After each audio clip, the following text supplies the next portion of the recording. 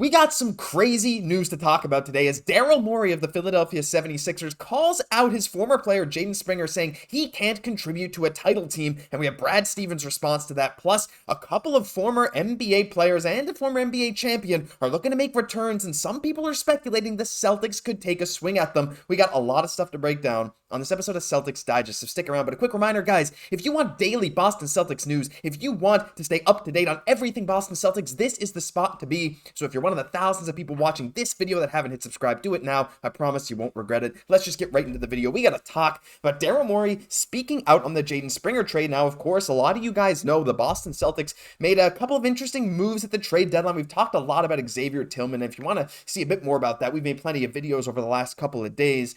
But one of the trades that maybe flew under the radar, not just for Celtics fans, but for a lot of NBA fans, is the Jaden Springer trade. And when Boston acquired Jaden Springer from the Philadelphia 76ers, I think a lot of people were like, okay, a lot of outside fans thought, oh, it's a fine move, right? What's Boston really doing with this? You look at Jaden Springer's stats, he plays like 12 minutes a game, averaging an inefficient 4 points. You're like, oh, well, that's nothing. But that's not true. Jaden Springer is a fantastic defender. He's guarded Steph Curry and put the clamps on him. He's guarded Luka Doncic for periods, and he's put the clamps on him. And while his offensive game still has there's still some work to be done there for sure, he can absolutely contribute. And so when Daryl Morey came out and said, yeah, look, the Philadelphia 76ers are looking to compete for a title, and he doesn't feel Jaden Springer can do that at the moment. He did say Jaden Springer has a good future in this league, but he said, nah, I don't think Jaden Springer can contribute to a title team. Well, Brad Stevens had a response to that. Of course, Daryl Morey doesn't think Jaden Springer can contribute to a title team, but two quotes about that stand out from Brad Stevens in the video. I might link the video down below. I'd suggest you go checking it out. It's just 30 seconds. But Stevens said, yeah, he said, but Springer is an athlete who can play athletically in the playoffs, and maybe we all have different evaluations of people. Sort of, I don't know if he's calling out Morey at that point. I don't know if he's throwing a little bit of shade, but at the end of the day, Brad Stevens-led teams have had historically a lot more success than Daryl Morey-led teams, at least from the GM spot. And I think Brad Stevens knows a thing or two about winning. And like I said before, yes, Jaden Springer is very raw offensively still. He's definitely has some upside, that's for sure. And I don't think Daryl Morey would disagree with the fact that Springer has some offensive upside. But what I completely disagree with, and what I think Brad Stevens disagrees with, is the idea that Springer can't contribute to a title team. I know he's young. He's, I believe, 21 years old. But he has shown flashes of defensive brilliance. And it's not like you're going to have to rely on Springer alone to lock down opposing teams' best players. But when it comes to a playoff series, most teams shorten the rotation, but you want to be able to not rest your top guys as much as possible, but save them if you can, right? You don't want to exhaust your top guys in the playoff series if you can help it. So the idea of Jaden Springer, you can bring him in, and today he can go out there and guard some of the other team's best players from basically 1 through 4. Springer has that versatility. And when you watch him, he's very aggressive defensively as well, right? He's a very interesting player, and I think he fits that Celtics built team very well. Celtics kind of went for some bigger, thicker bench guys like Oshae Brissett and Lamar Stevens before he was sent off. But I think Springer is a really nice defensive option, especially come playoff time. Because let's break it down, right? Jaylen Brown is one of the team's best defenders. Of course, we have Jrue Holiday and Derrick White as well. Brown and Tatum are both plus defenders. But if you can get away with playing Jaden Springer maybe 8 to 10 minutes a night in a playoff series if you need him, if the other team is really stacked at the position that Jaden Springer really thrives at guarding, the idea of playing him, even if it's not every game, even if it's maybe 3 games over a 7-game set where Jaden Springer comes in for 8 or 10 minutes and he just works his butt off playing defense on some of the opposing team's stars so you can give some of the Celtics guys a break, whether it's White, whether it's Holiday, whether it's Tatum, I think that can be perfect. And yeah, I'm not going to expect him to contribute offensively to a championship team. And again, he's going to have to not be a negative offensively if you want to play him any significant amount of run. But I think he fills a very specific niche for this Celtics squad that could really propel this team almost to another level in the playoffs. Imagine facing that starting 5 in the defense of Holiday, White, Tatum, Brown, and Porzingis, and looking at the bench, and you still have Al Horford to guard some of the big men. And then you have Jaden Springer, this dog who's going to come out there and guard some of your best players. Dude, teams are going to hate that. So I think it's quite a good sign. I completely disagree with Daryl Morey. Let us know down below. What do you think about his comments? I completely disagree. I think Brad Stevens had a great response. And yeah, I do think the Celtics definitely have a bit of a different evaluation than the Sixers do. But we're going to get into some other stuff. And there was I'll put up the title card for a sneaky Celtics signing. Look, I'm going to preface this section by saying I do not think the Celtics will sign either of these players.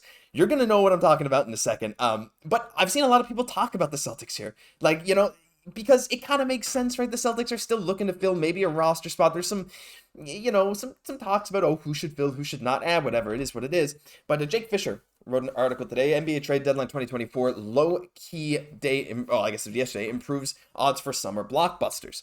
Now, he went through a lot of things in here, spoke about a bunch of different teams and a bunch of different players, but near the end of the article, he mentioned some buyout options, and he said there's going to be a competitive landscape. Now, Dinwiddie has signed with the Lakers as of the recording of this video, so, of course, this article came out yesterday before he signed. You got Lowry, you got Joe Harris, Thad Young, Otto Porter, Marks, all this stuff. But at the very end, he says veterans Danny Green and Rudy Gay are also serviceable players on the market looking for homes with teams in the playoff picture. And so naturally, a lot of people are saying, well, what about the Celtics? Some more wing depth never really hurts. I'm here to shut that down.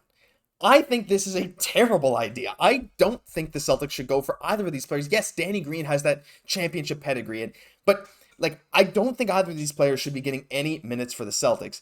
The only way I see them ever doing something like this is I'm not bringing Rudy Gay. I don't think that's a smart idea in the slightest. Let's throw Rudy Gay out the window. Danny Green. You bring him in for just a bench presence, that championship pedigree, that guy who's going to help, you know, talk your guys through some tough times in the playoffs, this kind of stuff, right? That's what you bring in Danny Green for. But that's basically it. I don't think either of these guys are capable to play at all on a playoff caliber team at this point. Danny Green has played less than 10 games combined over the last 2 seasons. It might be a bit more, but played 2 games for the Sixers before they said, no, you're done. You can't really play anymore. He's 36. He's well past his prime, and in theory, he's a 3-and-D guy at one point, one of the top defensive guards in the NBA, especially in transition, but he's not that anymore.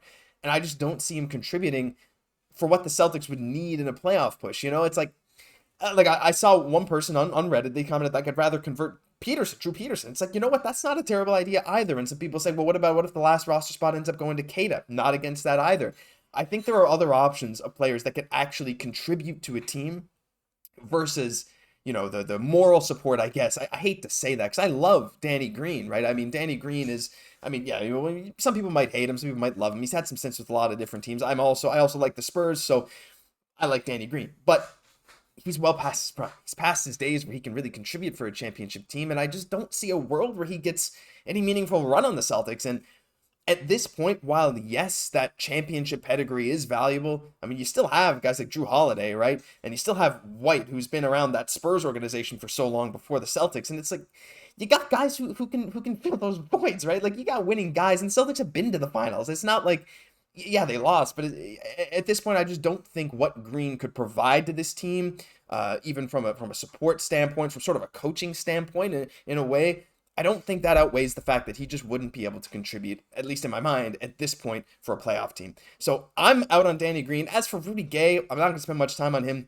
because Rudy Gay kind of career was like a middling efficiency volume scorer, and that's kind of what he was, and he improved his defense at different parts, and he became more of a team-oriented guy later in his career as he was getting less and less minutes, but I just don't see a way where he plays. I just don't see a way where he plays at all. I would rather play Jaden Springer 11 times out of 10 over Rudy Gay in pretty much any playoff situation. And I mean, I know they're quite different players. Let's be honest. That's kind of not a good comparison to make, but just pretty much any bench player, I'd rather play over Rudy Gay.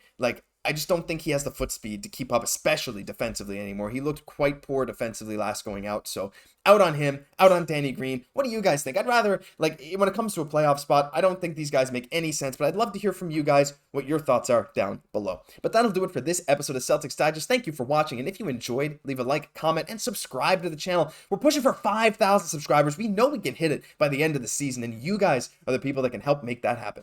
I've been your host, Josh Gosse. I'll catch you in the next one.